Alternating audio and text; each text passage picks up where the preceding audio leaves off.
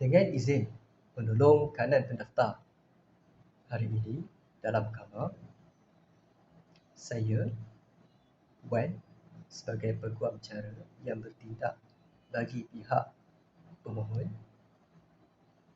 iaitu Sarah, dalam tindakan ini. Hari ini telah ditetapkan tarikh pendengaran bagi permohonan oleh pemohon, iaitu Sarah, untuk suatu surat kuasa mentadbir harta pusaka si mati bernama William Johnson. Alasan permohonan ini ialah dalam affidavit sokongan perenggan 3, pemohon menyatakan bahawa si mati berdomisil di Malaysia dan mempunyai pada masa kematiannya harta yang berada dalam bidang kuasa mahkamah ini. Sijil kematian si mati dilampirkan sebagai ekshibit WJ1 di dalam sijil perakuan ekshibit. Itu adalah sijil kematian. Kemudian, harta-harta peninggalan si mati ditandakan sebagai WJ2 di dalam sijil perakuan ekshibit. Antara lain ialah senarai aset si mati, iaitu harta tidak boleh alih. Harta tidak boleh alih yang pertama ialah rumah double story di Taman Kaum Makmur, bernilai akan ditaksir. Harta tidak boleh alih yang kedua ialah tanah lot 15 di Kuala Rompit, bernilai RM2 juta. Kemudian harta boleh alih, iaitu motorkar bernombor pendaftaran CDV 2311, bernilai akan ditaksir. Seterusnya, senarai liability si mati. Yang pertama ialah hutang peribadi, iaitu bernilai RM14,000, 560.80 sen. Kemudian kos pengebumian si mati bernilai RM12,350.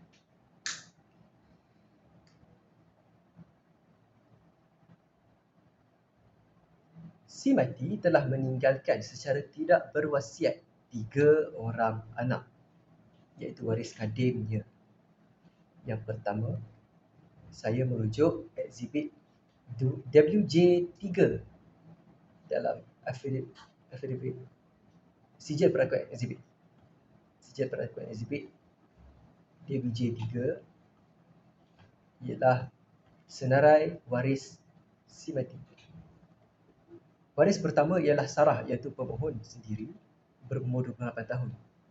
Waris kedua ialah Michael, anak si mati, berumur 26 tahun. Dan waris ketiga ialah Emma, anak si mati juga, berumur 25 tahun.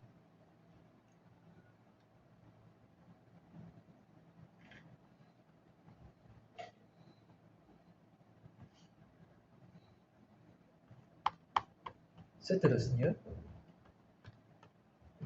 pemohon menyatakan dalam affidavit sokongan perenggan 7 bahawa tidak ada kepentingan minoriti dalam harta pusaka si mati.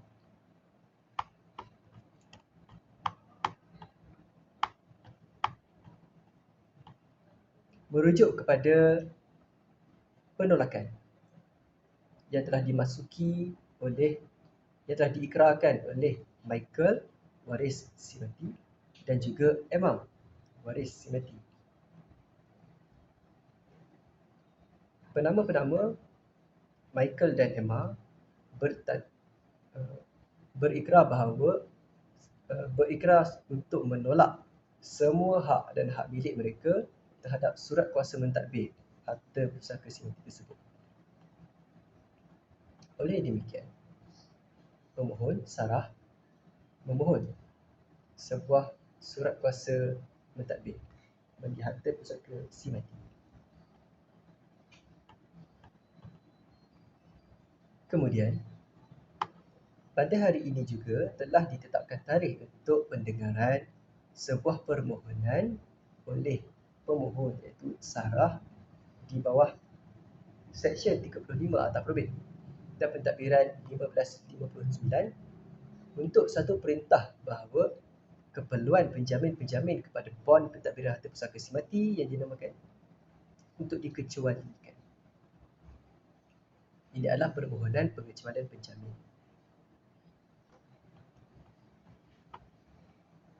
Di dalam affidavit sokongan sarah, perenggan kedua menyatakan bahawa surat kuasa mentadbir telah diberikan oleh mahkamah ini kepada sarah.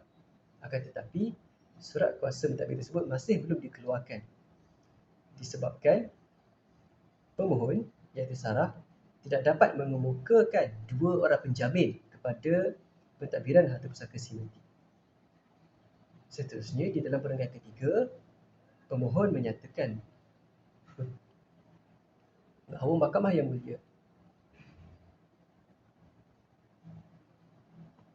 dalam perenggan seterusnya iaitu perenggan keempat, pemohon menyatakan bahawa beliau telah berusaha sedaya upaya dan menggunakan segala kuasa yang ada untuk mendapatkan dua orang penjamin, akan tetapi gagal demikian.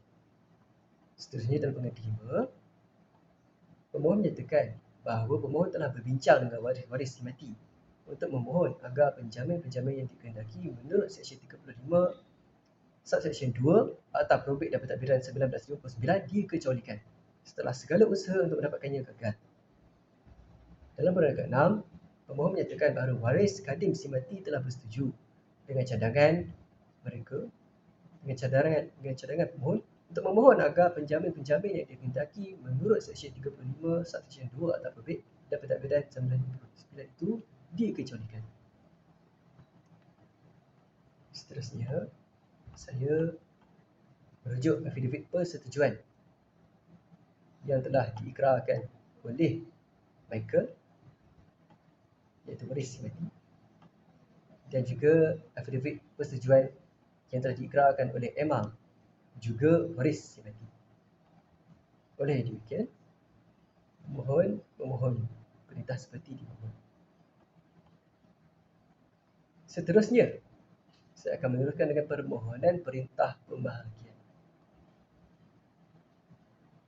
Pada hari ini juga telah ditetapkan untuk pendengaran suatu permohonan oleh pemohon iaitu sarah untuk perintah-perintah berikut.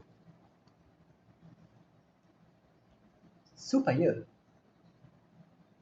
harta-harta pusaka yang ditinggalkan oleh si mati dibahagikan secara sepersetujuan. Iaitu yang pertama, rumah 2 tingkat nombor 18 di Taman Gombak Montomeloh, Pahang diturun milik kepada sarah iaitu pemohon.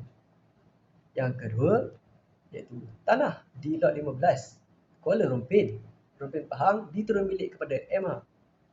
Dan yang ketiga ialah motorkar bernombor pendaftaran CDV 2311 diturun milik kepada Michael. Oleh yang demikian, pemohon memohon perintah seperti